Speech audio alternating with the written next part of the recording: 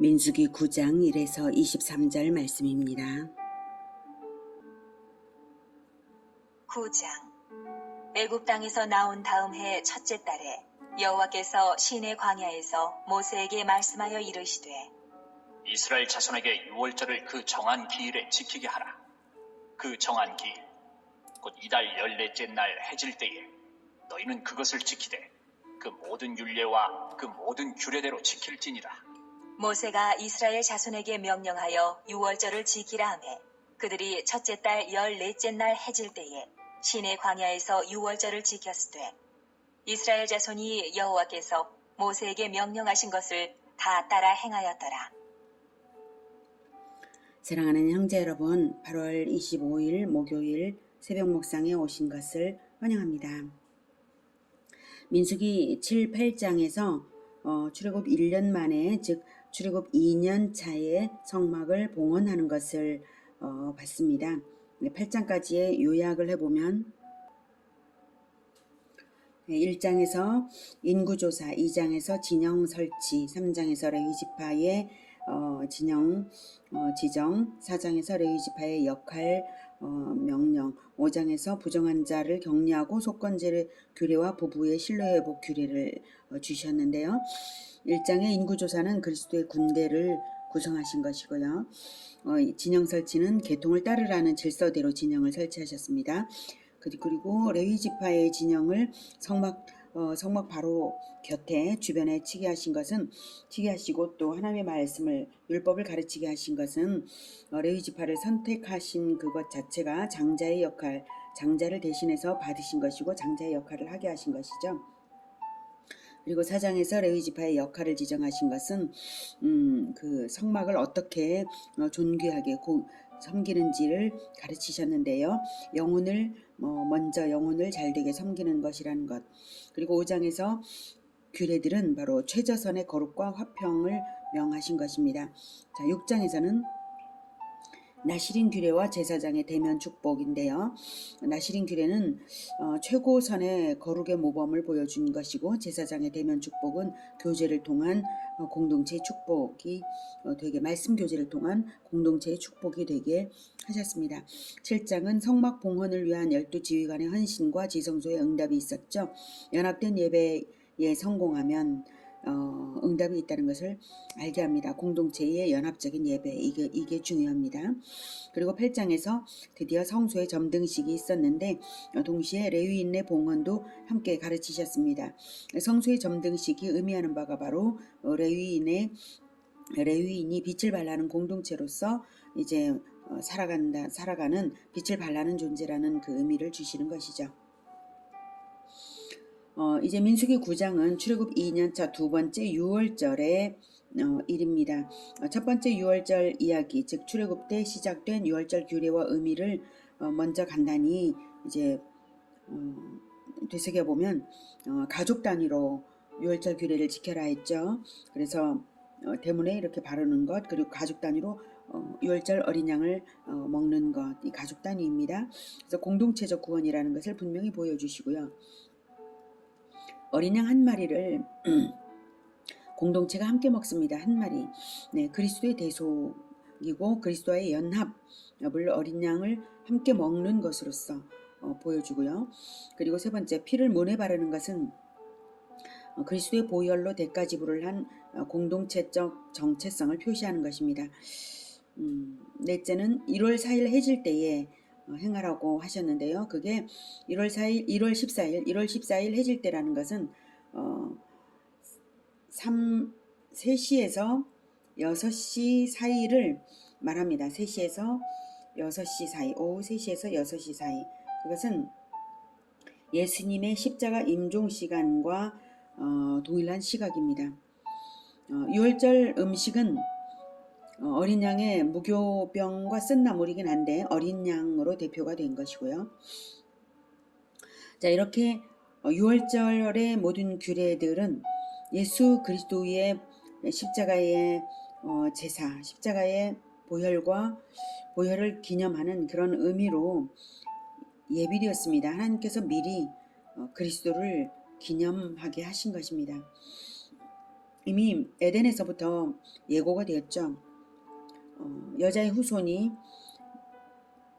옛뱀 마귀의 머리를 상하게 한다는 것, 옛뱀 마귀에게 발꿈치를 물리면서 마귀의 머리를 상하게 한다는 것 자체가 죽음이 예정된 것이고요. 그래서 그것을 의미하기 위해서 보혈을 기념하는 그런 유월절을 명하신 것입니다. 그러니 이런 의미인데 출애굽하던 그 해에만 기념하고 말 수가 없죠. 결코 그럴 수 없습니다. 그리스도의 보혈을 예표하기 때문에 그리스도가 오실 때까지 기념하는 것이고요. 그리스도가 초림해서 보혈을 흘리신 후에도 다시 오실 그리스도를 영원히 기념해야 마땅합니다. 그래서 영원히 지키는 것입니다. 다만 예수님의 초림 이후, 예수님께서 떠나신 이후부터는 다시 유월절이 아니라 세례와 성찬식으로 바뀌었습니다. 자, 출애굽 당시 하나님의 명령을 다시 볼게요. 출애굽기 12장 12에서 14절. 내가 그 밤에 애굽 땅에 두루다니며 사람이나 짐승을 막론하고 애굽 땅에 있는 모든 처음 난 것을 다 치고 애굽의 모든 신을 내가 심판하리라. 나는 여호와라. 내가 애굽 땅을 칠 때에 그 피가 너희가 사는 집에 있어서 너희를 위하여 표적이 될지라. 내가 피를 볼 때에 너희를 넘어가리니 재앙이 너희에게 내려 멸하지 아니하리라. 너희는 이 날을 기념하여 여호와의 절기를 삼아 영원한 규례로 대대로 지킬지니라. 네, 영원한 규례로 대대로 지킬지니라. 영원한 규례이기 때문에 예수님은 십자가 지시기 전날 밤에 구약시대의 제사법을 종식시키시고 새 언약의 피를 의미하는 성찬식을 하루 전에 미리 제정하시고서는 다음날 십자가에서 언약의 피를 뿌리신 것입니다. 그리고 구약시대의 제사법이 종식되었다는 그것이 성소의 휘장이 찢어지는 것으로 하나님께서 나타내 보여주셨습니다. 그래서 우리는 유월절이 아니라 성찬식으로서 영원한 규례를 이어가는 것입니다. 구약의 유월절은 신약의 성찬식이 되었습니다. 이스라엘이 이제 출애굽 2년차가 되어서 두 번째 유월절을 이제 맞이했는데요. 출애굽의 감격이 이스라엘 사람들에게는 너무나 큰 것이어서 모두가 유월절을 아주 큰 기쁨으로 기념을 했습니다. 그런데 유월절을 지키지 못하게 된 사람들이 생겼어요. 6절. 그때에 사람의 시체로 말미암아 부정하게 되어서 유월절을 지킬 수 없는 사람들이 있었는데 그들이 그날에 모세와 아론 앞에 이르러 그에게 이르되 우리가 사람의 시체로 말미암아 부정하게 되었거니와 우리를 금지하여 이스라엘 자손과 함께 정한 기일에 여호와께 헌물을 드리지 못하게 하시면 어찌함이니이까. 모세가 그들에게 이르되 기다리라. 여호와께서 너희에게 대하여 어떻게 명령하시는지 내가 들으리라.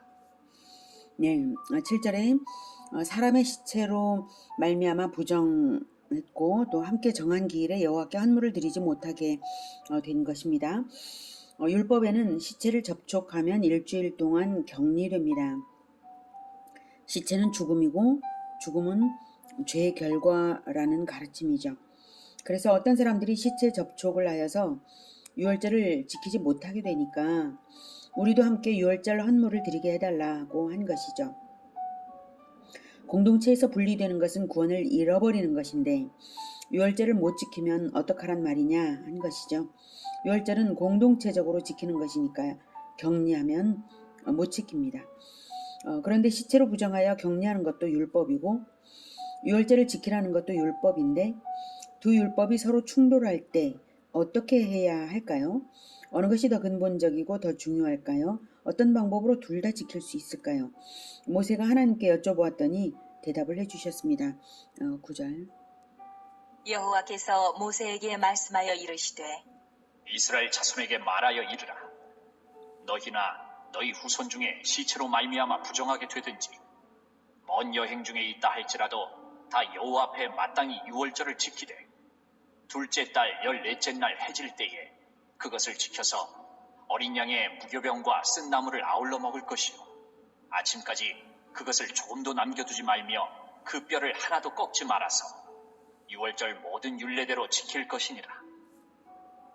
네, 마땅히 유월절을 지키라라고 말씀하시죠. 마땅히 유월절을 지키되 둘째 달, 예, 첫째 달이 아니라 둘째 달 14째 날에 지켜라. 원래 1월 14일인데 이제 2월 14일에 지켜라. 그래서 두 율법 둘 다 중요한 것이죠. 예, 부정에 격려하는 것과 그리고 유월절을 지키는 것 둘 다 중요합니다. 그래서 유월절 특별 규례를 이렇게 제정해 주셨습니다. 한 달 후에 제2의 유월절로 지켜라 하신 것입니다. 유월절이 부정 격리 규례보다 그래도 이제 중요했기 때문에 이것을 특별한 규례까지 제정해 주시면서 하신 거예요. 자, 그러면 유월절의 중요성이 왜일까요? 유월절은 죽음에서 살아나는 구원 규례입니다. 탄생이죠. 언약 공동체가 되는 규례입니다. 시체 부정 격리 규례는 살아있는 것을 죽음에 접촉 금지하는 것이죠. 그러니 죽음에서 살아나는 것이 최우선이죠. 살아나야 죽은 것을 만지지 말라고 하든 정결례를 하든 하죠. 살아나는 것부터가. 그래서 공동체가 되어야 격리를 하든 함께 하든 무엇이든 하는 것이죠. 살아나는 것, 언약 공동체가 되는 것, 그것이 최우선입니다. 그래서 죄인은 영적으로 죽은 자이기 때문에 스스로 정결할 수 없고 가장 먼저는 보혈의 능력을 믿고 구원받는 것이 절대적으로 첫 출발입니다. 예수님은 영원한 유월절 양이십니다. 예수님을 영접하는 것이 바로 구원의 첫 출발입니다. 예수님을 영접하지 않은 분들이 계시다면 오늘 무엇보다도 먼저 예수님을 왕으로 영접하시기를 바랍니다. 그것이 하나님의 자녀로 인생 시작이 되는 것입니다. 13절. 그러나 사람이 정결하기도 하고 여행 중에도 잊지 아니하면서 유월절을 지키지 아니하는 자는 그 백성 중에서 끊어지리니 이런 사람은 그 정한 기일에 여호와께 헌물을 드리지 아니하였은즉 그의 죄를 담당할지며 만일 타국인이 너희 중에 거류하여 여호와 앞에 유월절을 지키고자 하면 유월절 율례대로 그 규례를 따라서 행할지니 거류민에게나 본토인에게나 그 율례는 동일할 것이니라. 네, 유월절을 지키지 아니하는 자는 그 백성 중에서 끊어지리라고 말씀을 하십니다. 끊어지리니. 네. 의도적으로 유월절을 안 지킨다면 자기 책임으로 구원 못 받는 것입니다. 백성 중에서 끊어지리니는 그런 자는 하나님이 다 아시기 때문에 회개하지 않으면 언젠가는 죽고 대가 끊긴다는 뜻입니다. 하나님께서 반드시 그런 자는 회개의 기회를 어느 정도 주시고 난 다음에 그래도 바뀌지 않는다면 반드시 대를 끊어 놓으시겠다는 것이죠. 지옥 간다는 영적 사형 선고입니다. 그러니 유월절 준수는 절대적인 출발이고요. 구원받는 데에 예수님 영접 단계는 절대적인 출발입니다.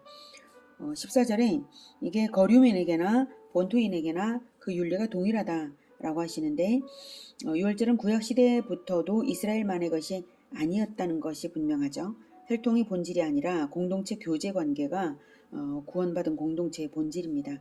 함께 교제하면서 공동체로 살면 구원 안에 있는 것입니다. 단 할례를 받아야 인정이 됩니다. 할례는 세례와 의미가 같습니다. 방법만 다를 뿐이죠. 할례는 후손의 죽음을 의미하는 뜻으로 남자의 성기 끝 피부를 잘라내는 의식이고요. 세례는 예수님의 보혈을 의미하는 물을 뿌려주는 것입니다. 둘 다 그리스도의 죽음을 의미하고 하나님의 백성이라는 인증이에요.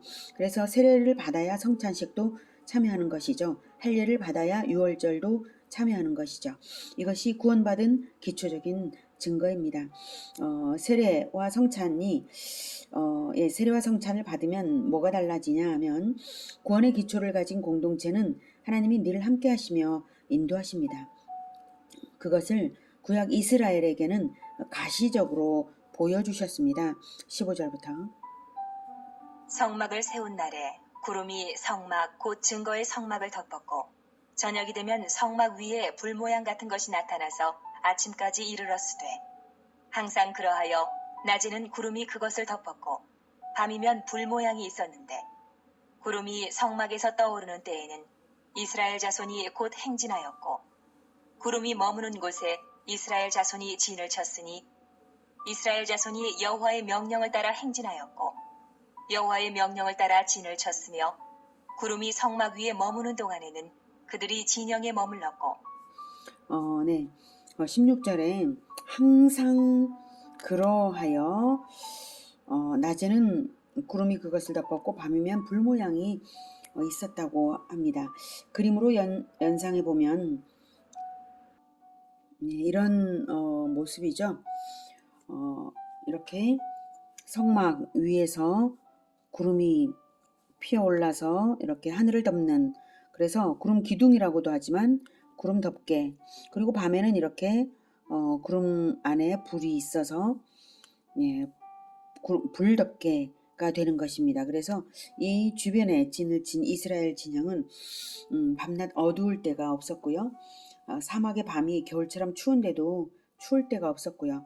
사막의 낮이 한여름처럼 더운데도 더울 때가 없었죠. 밤이면 불기둥이 솟아올라 사방으로 이스라엘 진영 전체를 덮어서 하늘이 불이었고요. 낮에는 구름 역시 하늘 전체를 덮어서 그늘을 만들어 주었으니까요. 이렇게 보호하시기를 항상 그러하여 단 한 번도 구름과 불이 사라지지 않았다는 것입니다. 광야 생활이 40년이었는데 그 후 40년 동안 그랬습니다. 유월절 어린 양, 영원한 어린 양이신 그리스도의 보혈로 덮은 공동체이기 때문에 구름과 불로 덮어주시는 것입니다. 이스라엘이 광야 시대에만 구름 덮개, 불 덮개가 나타났고 가나안에 들어가서 정착한 이후에는 없어졌습니다. 그렇다고 하나님의 보호와 동행이 없어진 것은 아니거든요. 신앙이 성숙하니까 눈에 꼭 보이지 않아도 서로 아는 관계성이 되어서 서로 아니까 하나님이 가시적 현상을 거두신 것일 뿐입니다. 그러니 아무것도 눈에 안 보여도 믿음의 눈으로 보시길 바랍니다. 육신의 눈에 보이냐 안 보이냐는 중요하지 않습니다. 18절에서 여호와의 명령을 따라 행진하였고 진을 쳤다라고 말씀을 하시죠. 아무것도 염려하지 말고 하나님의 말씀 중심으로 하나님의 명령을 따르시면 완전한 보호 아래 있는 것입니다. 사실 구름 기둥은 성막을 세우고 나서야 나타나는 것이 아니라 출애굽 직후부터 이스라엘을 인도했습니다. 그래서 구름 기둥이 앞서서 가면 따라가고 멈추면 이스라엘도 멈춰서 거기 진을 치고, 이렇게 구름 기둥이 1년이라도 안 움직이면 이스라엘도 안 움직이고, 어제 진 쳤는데 오늘 다시 구름이 움직이면 진을 거두어서 또 행군을 하고, 이렇게 날마다 이스라엘은 아침에 일어나면 구름 기둥을 먼저 보았을 것입니다. 걸어가는 중에도 구름 기둥, 일상생활 중에도 구름 기둥, 구름 기둥이 움직이나 안 움직이나 이것을 항상 염두에 두는 훈련을 시키신 것이죠. 이것이 무슨 기초 훈련이냐 하면 말씀 순종이 기초 습관이 되도록 다지시는 것입니다. 19절. 구름이 성막 위에 머무는 날이 오를 때에는 이스라엘 자손이 여호와의 명령을 지켜 행진하지 아니하였으며, 혹시 구름이 성막 위에 머무는 날이 적을 때에도 그들이 다만 여호와의 명령을 따라 진영에 머물고 여호와의 명령을 따라 행진하였으며, 혹시 구름이 저녁부터 아침까지 있다가 아침에 그 구름이 떠오를 때에는 그들이 행진하였고, 구름이 밤낮 있다가 떠오르면 곧 행진하였으며, 이틀이든지 한 달이든지 1년이든지 구름이 성막 위에 머물러 있을 동안에는 이스라엘 자손이 진영에 머물고 행진하지 아니하다가 떠오르면 행진하였으니, 곧 그들이 여호와의 명령을 따라 진을 치며 여호와의 명령을 따라 행진하고, 또 모세를 통하여 이르신 여호와의 명령을 따라 여호와의 직임을 지켰더라. 네, 여호와의 명령을 지켜서 19절에 여호와의 명령을 지켜 행진하지 아니하였으며, 그리고 20절에 여호와의 명령을 따라, 23절에 여호와의 명령을 따라 진을 치며 여호와의 명령을 따라 행진하고, 여호와의 명령을 따라 여호와의 직임을 지켰더라. 얼마나 강조되고 있습니까? 여호와께서 언어적인 것으로가 아니라 단지 구름의 이동만 하시는데 이것을 여호와의 명령이라고 합니다. 음성 언어가 아니었을 뿐이지 하나님의 메시지로 분명하게 받고 움직이는 것이죠. 그래서 하나님의 메시지에 집중하고 따르는 이 훈련을 40년 동안 시키셨습니다. 하나님의 명령 따르기, 이 훈련만 잘 되면 모든 것이 보호되고 보장되고 평안하고 하나님 나라 건설이 되는 것입니다. 오늘 메시지를 정리하면 보혈로 덮임을 받으면 구원의 절대적인 출발이 되는 것이다. 예수님을 영접함으로써 구원받은 백성, 언약 공동체로 출발이 되는 것이다. 두 번째, 구원은 보혈로 덮인 공동체에 속하는 것이다. 셋째, 보혈의 은혜는 보호와 동행으로 나타난다. 구름 덮개, 불 덮개가 그것이죠. 보혈의 은혜를 얻으면 보호와 동행으로 하나님의 응답이 나타납니다. 넷째, 보혈로 덮인 공동체는 날마다 말씀을 주목하여 따르라는 것입니다. 교회 공동체에 속하여서 날마다 말씀을 주목하여서 따르시기를 권해드립니다. 이것이 구원이요, 보호요, 축복입니다. 기도하겠습니다. 하나님, 우리를 예수님의 보혈로 구원하셔서 언약 백성으로 출발하게 하시니 감사합니다. 우리를 그렇게 구원하시고 우리에게 성령을 보내어 주셔서 구름 덮개, 불 덮개와도 같은 그러한 보호하심과 인도를 주시고 계시니 감사합니다.